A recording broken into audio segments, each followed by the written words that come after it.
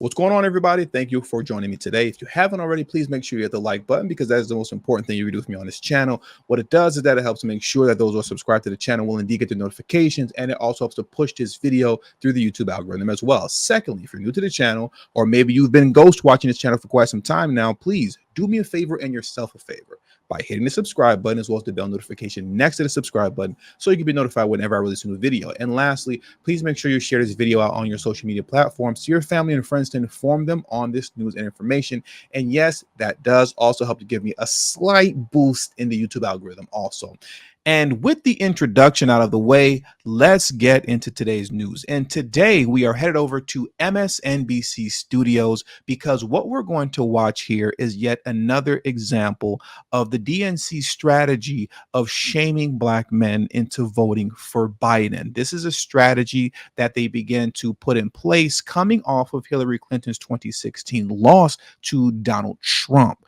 In 2016, after that loss to Donald Trump, when the exit polls came out, it showed that there was low voter turnout across the board, especially with their Black constituents, particularly with Black men. From that point moving forward, they employed this tactic of shaming Black men through Black women, in which you saw a host of slogans begin to prop up and permeate throughout social media as well as mainstream media. And mind you, these slogans came out of DNC think tanks, but they were slogans such as Black women are the backbone of the Democrat Party. Black women have to save America again. We heard that a lot in 2020. And Black women are tired. These are slogans that are stated in order to not just simply shame Black men into voting blue, but it also puts into question your manhood, because if you were a real man, then Black women would not have to be the backbone of the Democratic Party. If you were a real man, then Black women wouldn't have to save Black America again. And if you were a real man, then Black women wouldn't be tired, because you'd be the one tired because you're supposed to be a man who handles all this stuff, but because you're not, Black women have to do it. And in order to restore your manhood, what you need to do is vote blue. This is a tactic, once again, that we've seen promoted heavily from 2016 up until this point. And I even want to play a clip from Maxine Waters in 2020, where she was going so hard with this tactic of shaming Black men that she said that if Black men voted for Trump, she would never forgive you. And it is the most despicable and deplorable thing that you can do. Let me play that clip for you right now. And for those Black young men who think somehow they can align themselves with Trump, not only are they terribly mistaken, any of them showing their face, I will never, ever forgive them for undermining the possibility to help their own people and their own communities.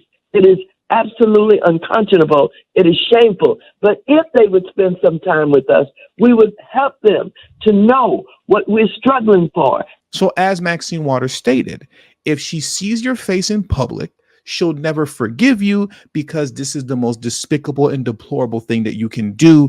And what you need to do, in her own words, is spend more time with Black women, because you're a dumb child. And if you would spend more time with them, they would educate you politically on why you need to vote for Biden. But because you're a dumb child who doesn't know any better, you'll most likely vote for Trump. And if you do that, that's the most despicable thing you can do. And I will never forgive you. Now, let's not also forget how recently, about 2 or 3 months back, on MSNBC with Simone Sanders and the gang, what we saw was the MSNBC crew literally on live television announced that it is time for the DNC to forget about Black men and replace them with Hispanic men and Asian men. Don't believe me? Well, here's the clip so you can see it for yourself. Here's the thing, though. These are not, I mean, to quote Succession, these are not serious people. They never have been, right? But what I always look at when I look at any of these conversations about Black folks, I always expand it, right? I always expand it to the rising majority that's in this country. Yes. It ain't gonna fall on the shoulders of Black people as to whether or not Joe Biden gets elected. The people who are not being discussed enough are the increasingly conservative, young Asian and Latino men in places like Texas and Arizona and Colorado. That's going to be the difference. And while everybody sits and has this laser focus on Black men immigration. You've got Latino men who are working at the border who are like, hey, I don't like these immigration issues. Why is nobody talking about me? You've got Asian American men who are saying, hey, wait a minute, I don't think affirmative action has worked for me. We have this twisted focus on the wrong group of people. No matter if every single black person, and always, you always had 12, 13% of black people who end up voting for a Republican anyway. If every single black man in America who voted for Trump went and voted for Joe Biden this time, it ain't going to change much. I don't think that's true. But a large, I'm telling you, even unless you look at a place like Georgia, right, which is a very, very small margin. But most of those black men, it's not going to end up making a difference. But if we look at Latino men and we look at Asian men, that's where the difference is. That's where the focus needs to be. We have the Democrats have to have, yes, the Democrats have to have a pivot to different kinds of people and stop talking to folks who are 55, 60 years old who listen to what an old rapper has to say because their vote's already decided. It's those 18, 19-year-olds who are working right now at CVS and Verizon who don't see a difference, who are the ones who are liable to either stay home or switch their vote. Now, the internet going to be on fire by what you just said about black men, Jason. I just want to get your mentions ready. As he stated on live television, and no one really took the time to refute what he said the Democrats have a twisted focus on black men and that it's time to move past them because they can do whatever they want. They can all vote for Trump en masse and it still wouldn't matter anyway because we have Latino men and Asian men that we can fall back on. Now let's come back into this MSNBC news clip here where we're going to see this woman discuss polling and how Biden is apparently struggling with the black vote according to polling and how she's so confused about this. But as opposed to just simply speaking on that point, look at how she very quickly pivots the conversation over to black men and how they have fallen into Trumpism and how they are the most susceptible to falling into Trumpism, whatever that means. Apparently because we are silly little children. I actually think that this is a phenomenon that needs to be better understood. I think that the behavior of black voters, even in just polls right now, is quite interesting. It's something I'm trying to get at in my reporting. I think the answer is that we don't know everything yet, and we'll certainly find out more in November.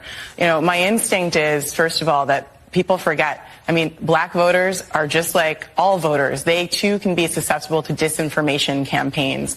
Black men, especially, because they're... Here we go. She started off well. Black voters, like all voters, are susceptible to misinformation. But then here's the pivot, especially black men. People forget. I mean, black voters are just like all voters. They, too, can be susceptible to disinformation campaigns. Black men, especially, because there is a divide, by the way, in this polling in behavior between black men and women and, you know, their interest in Donald Trump. Black men may be attracted to Trumpism more than black women. That would be consistent with white voters as well. So that's another parallel to look at. Now, I want to stop there. First off, what is Trumpism? That's literally a made-up term that means absolutely nothing. There is no such thing as Trumpism. So you can't fall into something that doesn't exist.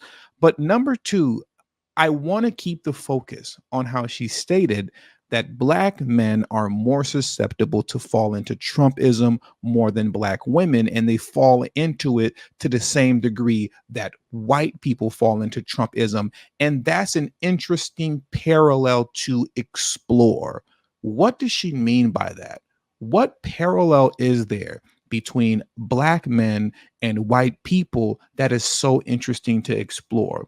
What she's doing is referencing a completely idiotic theory that straight black men are the white people of black people. How many of you remembered when this theory permeated throughout social media and the mainstream media coming off of Hillary Clinton's loss to Donald Trump in 2016? This was a very real thing. As you can see here in this article, I believe it was written by The Root, and it was written by a black man named Damon Young, stating straight black men are the white people of black people. Understand, this is what the woman on MSNBC is drawing from when she states there's an interesting parallel between black men and white people falling into Trumpism. She's pulling from this nonsensical theory that straight black men are the white people of black people. Now, I'm not going to go through this article in detail for you.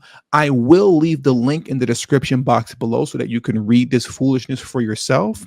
But I just want to get into one of the examples that they have in this theory here for why straight black men are the white people of black people. And here's one of the reasons here. And I quote, "We are the ones who get the biggest seat at the table and the biggest piece of chicken at the table, despite making the smallest contribution to the meal." I repeat, we are the ones who get the biggest seat at the table and the biggest piece of chicken at the table, despite making the smallest contribution to the meal. If you didn't know any better, you would have thought that this was written by a white supremacist, but it wasn't. It was written by a black male Democrat. And this is the logic that these people are operating from when they make these nonsensical comparisons. And the reality is this: everyone knows that this is nonsensical, but it's not about what makes logical sense when the name of the game is to shame and insult. And that's the purpose of all of this, is to shame and insult black men into voting for Biden. If we question your manhood enough and we instill the fear in you that you will be looked at as a deplorable, as someone who should never be forgiven, as Maxine Waters stated, if we can put that fear into you that that's how you will be ostracized in American society if you vote for Trump, then maybe, just maybe, we can flip you back into voting blue no matter who. And if you don't vote blue, it's because you're the white man of black people. And with all that being said, that does it for today's news. So please hit the like button on your way out, subscribe to the channel if you're new to the channel, share this video out on your social media platforms, and also don't forget to follow me on Telegram at TD Media Group. The link to my Telegram is in the description box below and will be pinned in the comment section as well. Thank you all for your time, and until the next video, peace and have a great afternoon.